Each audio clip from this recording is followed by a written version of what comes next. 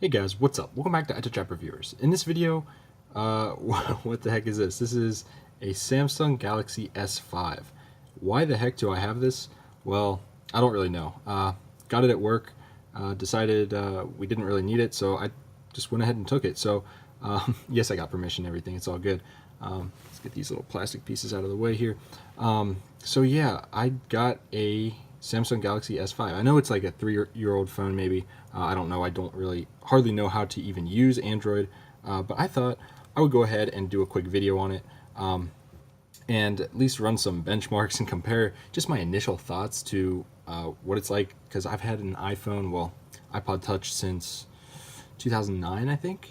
So do the math, that's about 8 years I've been with iOS, and I've never had an Android phone. So now I have one, so I guess I can experiment with it. And I think it is running 6.0, which is, I think, Marshmallow. So I'm a complete noob here, but I've installed a few games. Obviously they run. Let's pop open Clash Royale here just to show you that it does work. Not that it shouldn't. But the first thing I noticed when I got this phone was that, damn, that screen is vibrant. I don't know what it is about these things, but I guess it's the AMOLED, and that it's 1080p. And that's not even Quad HD, and it just looks really good. So that's the first thing I noticed. The other things I noticed, the benchmarks did not score very well. So this is the single core and multi-core score of this Galaxy S5. Probably shouldn't go down too far. Let me see. I don't think that has anything that would give away any information about this thing. But anyways, that's what it's got. Only 2 gigs of RAM in this thing. So pretty pathetic scores. I'll put my iPhones up on the screen now so you guys can see that. It pretty much doubles it for the multi-core and triples it for the single core, over triples it. And then the Antutu, oh shit, it didn't even, okay, it did, good. So about 60,000 on that. I got like 130,000 on my iPhone 7. But of course I should, because it's new. This is an old phone. I did not know it had a fingerprint scanner on it, which is cool. I don't have that set up, just because I need to really look into the security of these things, because I know Google and stuff, they like to data mine you, and I don't know that I necessarily feel comfortable doing the fingerprint stuff on here. I know they don't have your fingerprint for real, but you know, whatever. So I don't really have any apps. If you guys want to suggest some apps, if you guys have one of these, I do have Yavi 1 for my Valentine 1 radar detector. I'm going to test that out maybe. Speed test, I was able to pull pretty much my full speeds here, so that's a definite plus. But I really don't know what else to talk about on this thing right now. So if you guys have any specific videos that you want me to do, whoops. I did notice that I always hit these buttons, these back buttons and the app switcher. I always click those on accident.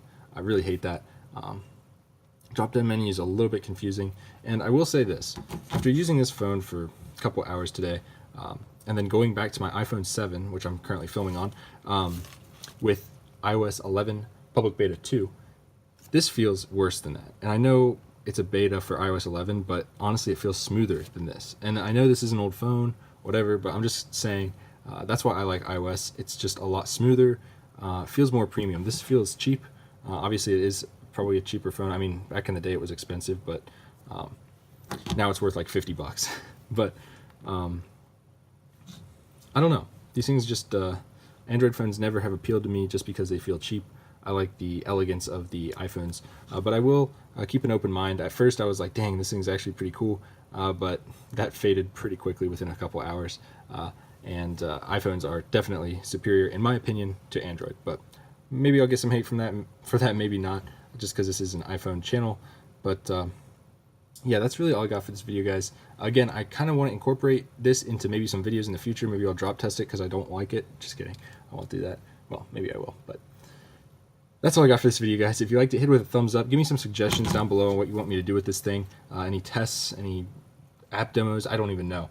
But this can open up some doors for me, because I can actually do Android apps now. If anyone ever wanted a review of those. Most Android apps are shit, just because that's the way they are. The camera on this thing is absolute garbage. The pictures are always blurry. Looks really bad. I'm not even going to bother getting Snapchat on here right now.